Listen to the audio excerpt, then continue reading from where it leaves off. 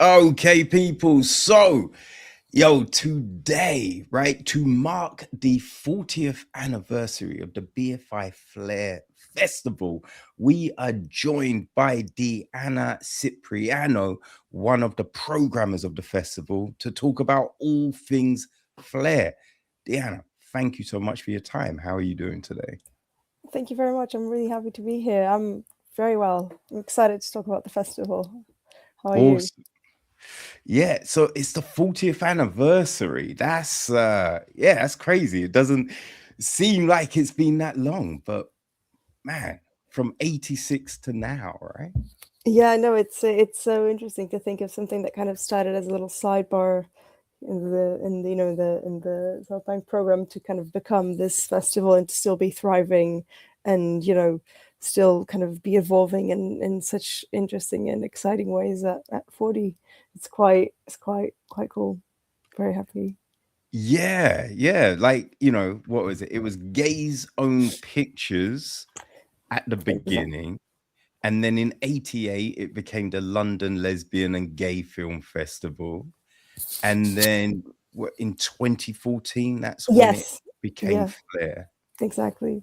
Yeah, and then also in terms of kind of acronyms, we've it's kind of evolved as well since 2014 because yeah, it used to be the London Lesbian and Gay Film Festival, and then when it became Flare, it was LGBT, then it was LGBTQ Yeah. plus, then LGBTIQ plus, and then finally what we're now kind of LGBTQIA plus, which I think we've been constantly evolving and trying to be more inclusive and to have to represent as much of the community as we can. And it's been when I joined the festival, it was the first year that we were LGBTQ.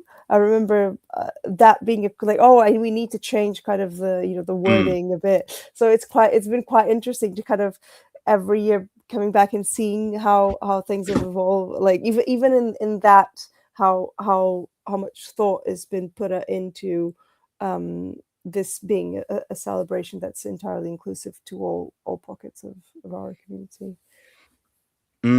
So when was that when you came on board things? Um, so I actually I came on board in 2018, and then but I wasn't part of the I was one of the programmers. So I've only been programming for the festival since 2024.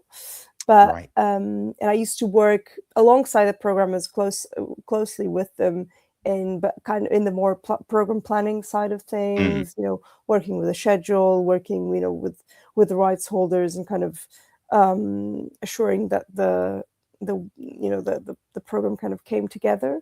But and then in 2024 I joined the kind of the group of programmers, which was very nice. Right. Okay. Yeah, because there's six of you programming the festival, right? I believe Yeah. it's yourself, Grace Barber Plenty, Zorian Clayton, Jay Hudson, Darren Jones, and Weema Muma. Yeah, Wema Mama. Yes. Right. Yes. Yeah, it's the six of us. Yeah, it's Okay. How does that work? How do you go about planning like such an expensive kind of festival like this? it's we because there are two kind of festivals in tandem at the BFI, but the BFI Flare, and then the kind of the bigger brother of BFI Flare, which is also very different from BFI Flare, London Film Festival. Mm. Um, and my colleague Grace and kind of the kind of the core festivals team work across both festivals. So even though we kind of check in during the year, the kind of the work for BFI Flare in earnest starts in late October, early November after LFF wraps. And we all start kind of viewing films, and I mean we may have viewed stuff over the the earlier bit of the year that we might be keeping in our minds, like, oh, this will be a good thing that we can keep in mind for Flare. But in earnest, things kind of kick off in late October, and then we all kind of meet weekly, watch films during the week and discuss, and then as we kind of go, as we move towards kind of the holidays, and then the January is the crunch period where we're kind of finalizing everything and writing and just putting the program fully together and putting the last bits in it. But yeah, it's quite an exciting way of programming, because but the fact that we all, the six of us, kind of meet every week and kind of discuss freely, and it's always kind of feels like a very positive place of discussion. And I think because each of us has different areas of knowledge, different expertise, different life experiences, come from some different countries, some of us, it gives us a wide breadth of experience that we also obviously have different kind of identities within the community. So but at the same time, I think we all kind of gel really well together. So it makes for a nice process, and there's not like drama, or anything in kind of the selection process. But it's quite, so I think it's quite nice and interesting discussions that we have. Okay, because it is an interesting thing, programming for a festival. There's I've just helped out a little bit with Sci-Fi London from Louis Savvy. He's kindly let me help him at times with that, and it's like, because there's the things that you would just go and see on your own, right? But you have to keep that open mind that just because there might be something you don't enjoy, a wider audience could still really enjoy and gravitate to it. So it's just like trying to keep that open mind as you're viewing and looking for kind of, maybe certain themes that the festival's looking at whatever year. So how do you find that? Like, just avoiding biases and viewing things for that larger audience rather than just yourself? Yeah, I think it's I think it's part of the kind of the challenge of our work as programmers, because it's we have to assure that our program, and we are kind of married to our audience. That's the main thing, and we have to assure that our program is reflective of the audience that comes to the festival. And when we're viewing a film, I am going beyond my own taste as a film fan or as a cinephile, and just thinking, what does this do for the kind of and as the program kind of comes into shape, especially, we start seeing the gaps that we have, or what's underrepresented, what's what kind of who are we not servicing in terms of audiences, or in terms of experiences, who are we not championing. And I think it's quite an interesting thing to see a film that, for me personally, may not be my thing, but I know that just as my taste is specific, the people's different tastes are specific. So it's quite an interesting challenge to kind of step away from yourself when you're watching a film, and just seeing and thinking, what will people that come from a different walk of life from my own, what may this bring to them, and what can they take from this? I think that's part of one of the most interesting bits of programming for the festival, is assuring that we are providing that service, let's say, to kind of the community that the festival is for, because it is an LGBTQIA plus film festival. We have this very clear mission that we are speaking to a community. So it's quite it's quite interesting to kind of have that almost selflessness when you're watching a film. Yeah, with so many kind of I guess groups within the community, right? How do you kind of break that down? Because, you know, I guess there's going to be maybe sometimes when more people get coverage than, say, another group. So do you then balance that out with the talks, with the events? Like, how do you kind of, you know, look at that? Because, yeah, you can't always equally, you know, divide between everyone, can you? No, and you know, it's interesting because in different years, I mean, obviously, for example, male gay films are, you know, we know that they'll be popular. We know that a large, you know, a large percentage of our kind of our audience is gay male men.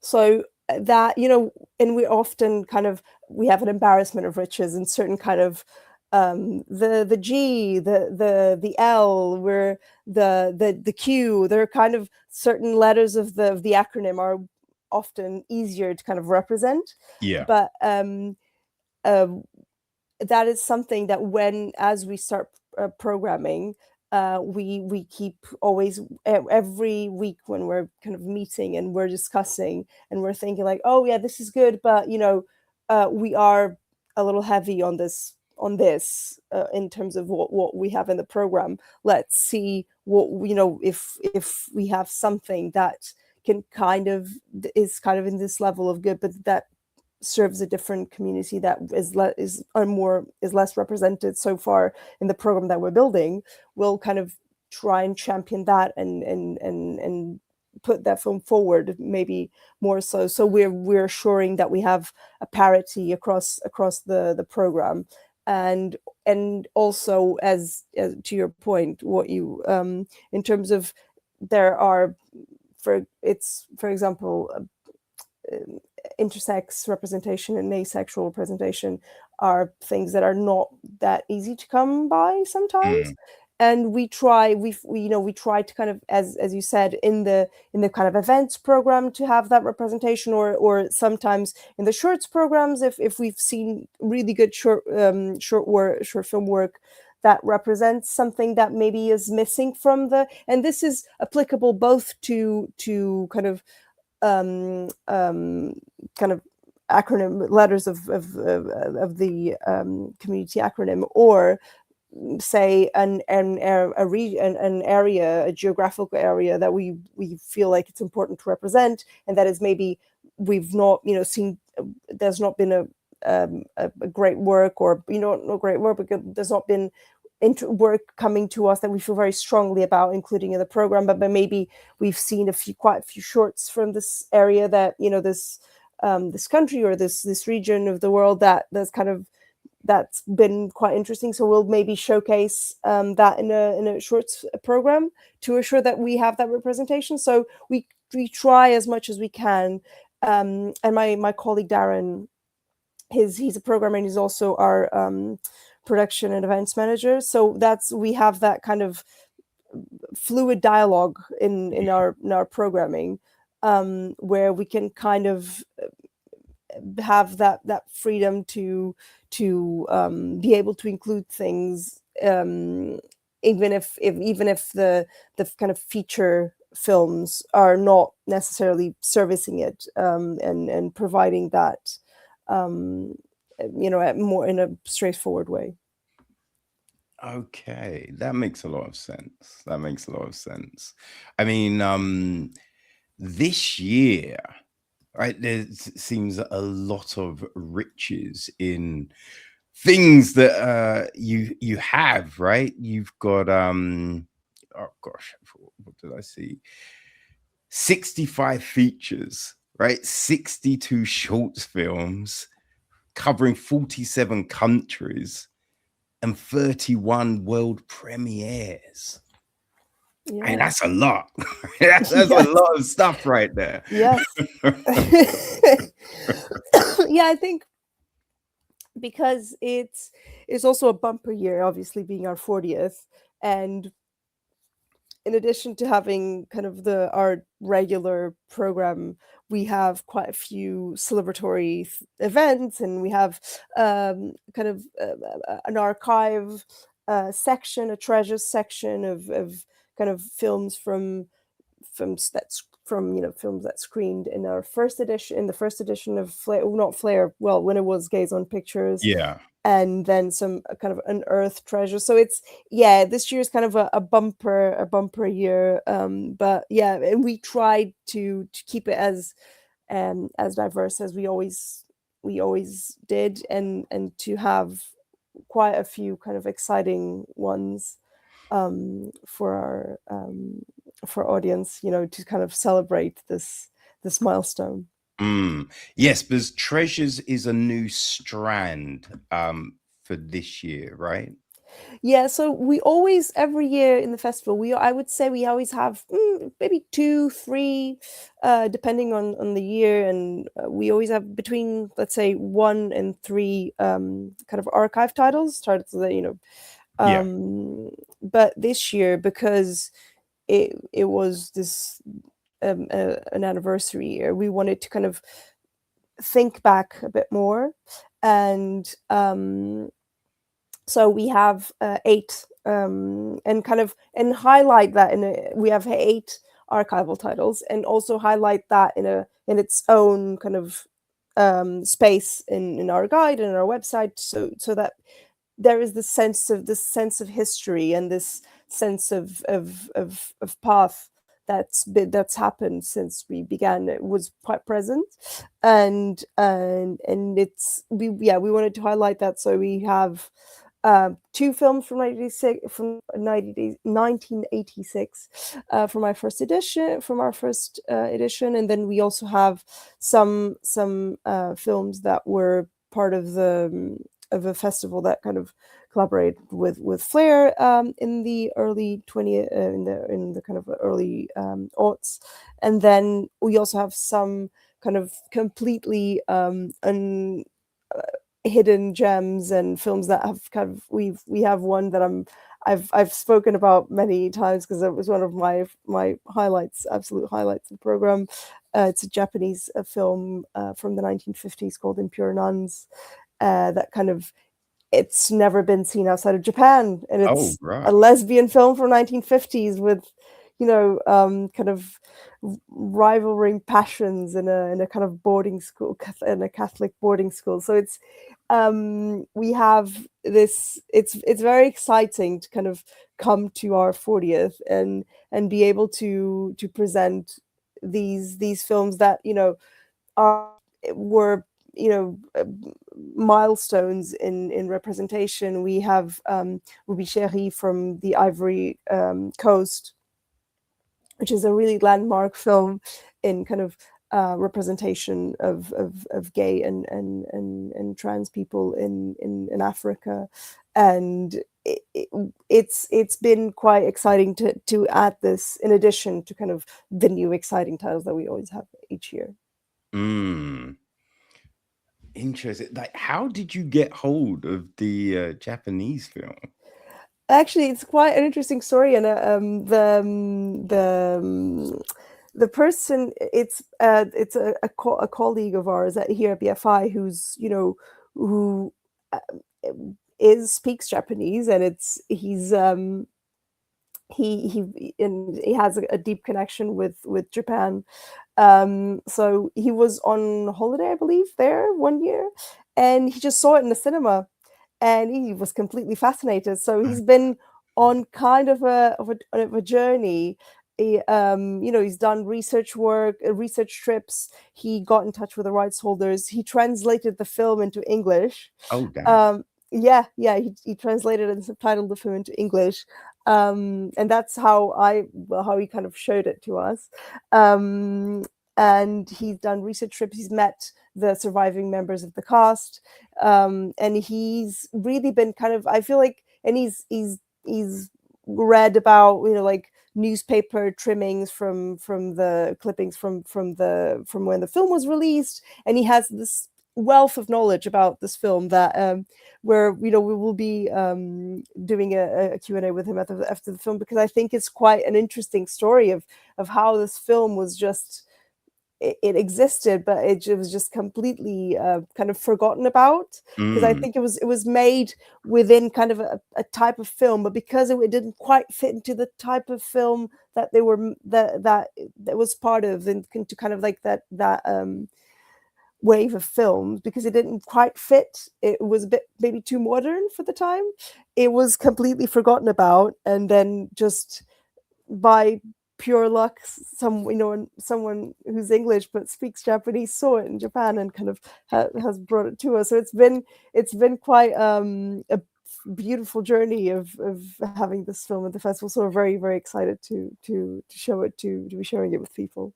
Yeah, I mean, did he document any of that? Because that sounds like an interesting documentary in itself. You know what I mean? Yeah, that's a great question. I mean, I've been with him, and he's showed me the clippings and the newspaper stuff. But yeah, it's actually, and I'm sure he has some footage of meeting with the cast members that are still alive. But yeah, that's actually a great I mean, maybe Flare 2027 or 2028 will I mean, be. it sounds like an ideal thing to do, or bonus features for a DVD Yeah, release or something like that. yeah, that's quite true, actually. But yeah, well, we should film I think we should film the Q&A as well to include it, because I think it is quite an just the adventure of getting this film from Japan to BFI Flare is quite an Oh, interesting for one. Yeah. sure. Yeah, and it's just like it's that uncovering hidden gems. Yeah. I mean, that no one would have seen. It's just that kind of exploration in itself is just fascinating. Oh, I mean 100%. I think it's one of the most. I usually call it cinematic archaeology, and Mm, it's one of the most interesting things when you just see something that you're like, oh my god, this is so.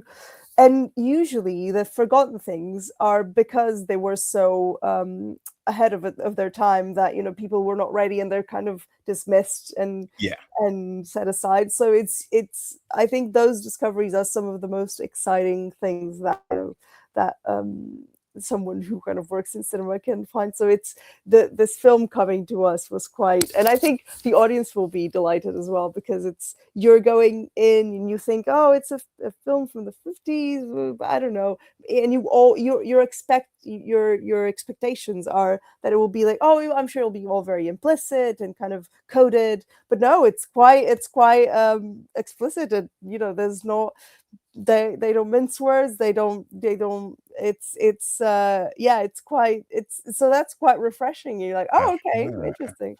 So yeah, it's Okay. yeah. Interesting. Now, so will this it's a subtitled film? Yes, yes. Is there any audio description with it? No, unfortunately, not for this one, because just there's no we've not had the time to kind of create those materials, but we do have quite a large offering of accessible screenings, or screenings with descriptive subtitles, and screenings with the audio description, and with closed captions through the kind of smart word caption glasses as well. We try and we also have I think 2, 3 relaxed screenings for neurodiverge audiences to have a kind of more relaxed and less formal viewing experience. So we try to have a festival that is welcoming not only to all pockets of our community, but also just to everyone, regardless of your how you experience the world, and Mm, if you're able-bodied, or if you're if you're experience the world in a different way. We want the festival to be as welcoming and as much of a safe space as it can be, because obviously, not to kind of put the tone down, but I think the importance of a festival like Flare, and why is it so important to celebrate this 40th anniversary, is the fight for rights and for inclusivity and for equality is never over, and it's a constant fight and a constant struggle. And I think it's quite important for these kind of safe spaces for people to still exist, and for different life experiences and different ways of experiencing the world to be celebrated. So yeah, we have a short program where that will be presented as well, with descriptive subtitles for audiences who require it. So I think it's quite an important thing for us to provide this space of inclusivity and of where people know they can come, and we will be able to provide something that they will be able to appreciate and experience. Okay, that's good, because yeah, I'm not able to watch a lot of foreign films because I've got bad eyesight. I'm registered blind. And so it's just the amount of times there's no audio description or anything. So, it's Yeah. And you just checking, like for Rental Family, there were no screenings. Ooh. Oh, wow. So it was just like, because I tried to see it at the London Film Festival last year. Yeah. But there was an issue with the audio description headphones. So I missed that and another film because of that. So it's just like, then there's nothing that you can do. So it's just, I think it's definitely important to have those options, those things in place, because you're breaking down barriers, right? You're opening up things for everyone to be able to enjoy.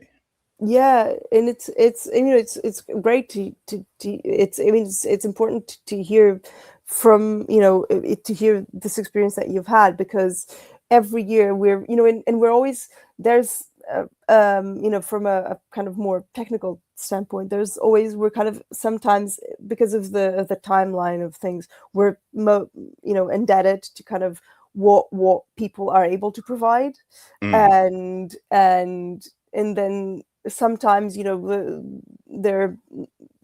say that they'll provide, but then the materials are not ready in time. It's always like a constant struggle that we experience when because our goal is to have every film with audio description, every film with descriptive subtitles or closed captions, but it's something that we try to improve year upon year. We have an access coordinator who kind of oversees things and works alongside our kind of team that kind of runs the screenings, and and we aim to provide year upon year more access provisions with all of our screenings, be that audio description or descriptive subtitles. But it's still a battle, an uphill battle that we are fighting. So it's quite important to hear experiences like yours, so that we feel like, okay, this is it really gives us kind of gumption to kind of keep on going and just but I'm sorry that you did have that you weren't able to experience those films at LFF.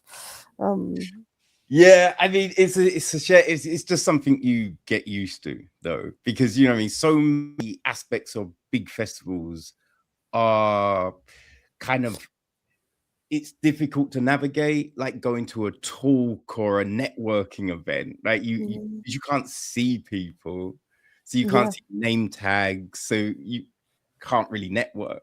You know what I mean? There's a lot of things that get closed off, but if you can enjoy a lot of films, then at least there is that. No, I know what you mean. It's and that is even we've tried, even with what you were saying with the headsets, as we've tried to kind of put some things in place to make sure that, you know, we have a sound playing beforehand, so that people are able to tell if their headset is working, because there should be some sound going through the headsets. You know, we do this before we started kind of trialing this last year for LFF, and it's yeah, because as you say, certain experiences will be by default, it'll be more difficult for you to have, or you won't be able to kind of experience them as much as we can within the film program. We want to kind of make that, you know, a good experience, and have those films available for everyone. Yeah. No, that's always a good thing. That's always a good thing.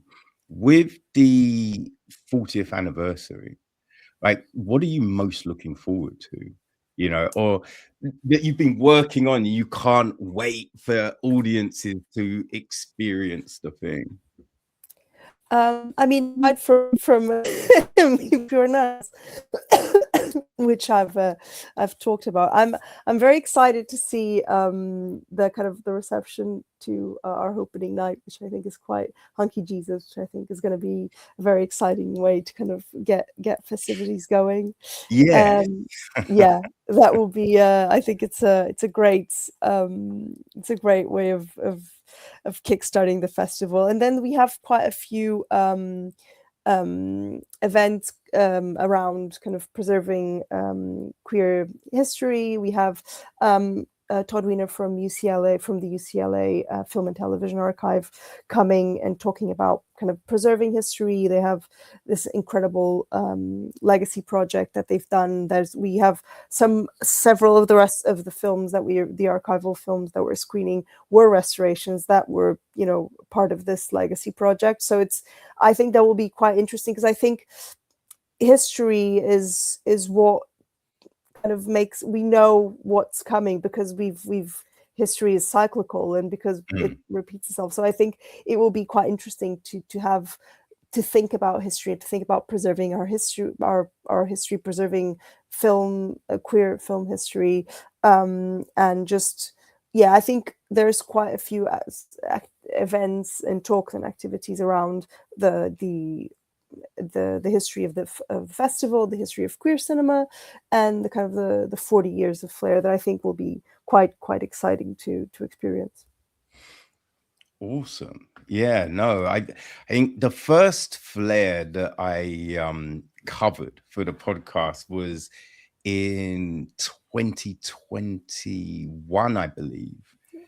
And I spoke to Jonathan Wuzicki, because he had his film Drama Rama Yeah. at the festival. And then who was it? Jessica Ben Humi. She had a short film, Love is a Hand Grenade, and Emily El Fadi, who had From A to Q. And it's just ever since then, right? It's just the incredible films that you get to see, just all the shorts. Just the other day I was flicking, I forget which platform I had on, but I saw they had was it My First Summer, which I remember seeing at the festival, I think in 2023 or 2024. And I'm like, oh my days, this has finally got onto a big play. That's so good, because that was such a great film. And then there was Sweethearts from a couple of years. Like, there's so many really great films that, you know, I think is the joy of the festival, that you get to see and experience. Yeah, and it's so interesting. Even just the other day, I was talking to a colleague of mine, and he was talking to me about this film and that he had seen. I was like, oh my god, yes, Summer with Carmen. We screened that at Flare. And then because these are small, most of our films are kind of smaller, more independent films. Yeah. They then take a little while to kind of find their spot, but it's quite exciting but we've had films that screened at Flare and then got picked up for distribution, or picked up for a streamer. It's quite it's quite nice to kind of be a launching, even a launching pad for films, and for these films to kind of find their pocket and of of the world, or their all kind of audience, and kind of start their journey with us. It's quite and especially, as you mentioned, because we have so many world premieres, it's quite nice that people kind of trust us, and have continuously and more kind of trust us to be the first launching pad for the film, and that they feel that it will be a good place for them to start their journey, and to kind of launch them onto great things, and to the eyes and hearts of many people. Yeah, no, I think that's always such an incredible thing. Oh, Phoebe has said, drawing to a close. Okay, so the festival, it's running from, was it the oh my 18th to the 29th. That's it, yes. Until the 29th, which is fantastic. The opening film is Hunky Jesus. Yes. Hunky Jesus, and the closing film of the festival is Blackburn's Fast, I believe. It is indeed, yes. It's a beautiful story of kind of a sexual awakening in a boarding school in South Africa. It's quite a sweet film. Very nice. Tremendous. So, hey, I really appreciated you giving us your time today to talk about the festival. As I feel we could probably have talked for another couple of hours. There's so much, that goes into these things. But thank you for joining us. And how can people keep track of everything that's going? Get tickets and all of that kind of jazz. Yeah, tickets will be going on sale from next week, I believe.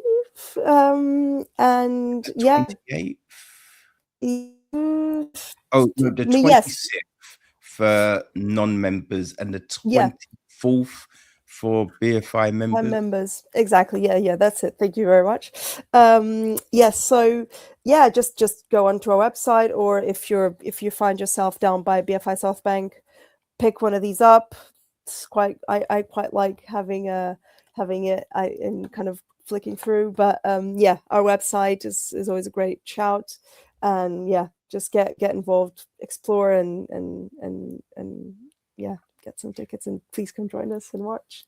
Join us. Is there any anniversary merchandise, like 40th anniversary programs or anything like that people can cop? Ooh, that's a great. I mean, I know. So far we have this little guy, which I think is quite an exciting thing. We have, we write our texts with a lot of care, and I think it's it's a nice thing. But we will have, during the festival, our kind of badge making cafes, so and our community stalls. So I think that will be a very nice thing to come and get some stuff. Yeah. Outstanding. Okay, well, Diana, thank you again for your time. This has been great, really interesting. Hopefully, we can do this again. Come by and talk about all the other, incredible things you're doing on the programming front and all of that kind of jazz. Sounds great. Yeah, thank you so much, Kevin. It was really, really nice speaking to you. Awesome. Well, thank you. I look forward to watching this year's crop of films and shorts because, as I said, there's a lot going on. So people, go check out the BFI London Film Festival and its 40th anniversary edition. Are you doing a roadshow after the festival, or no, we London?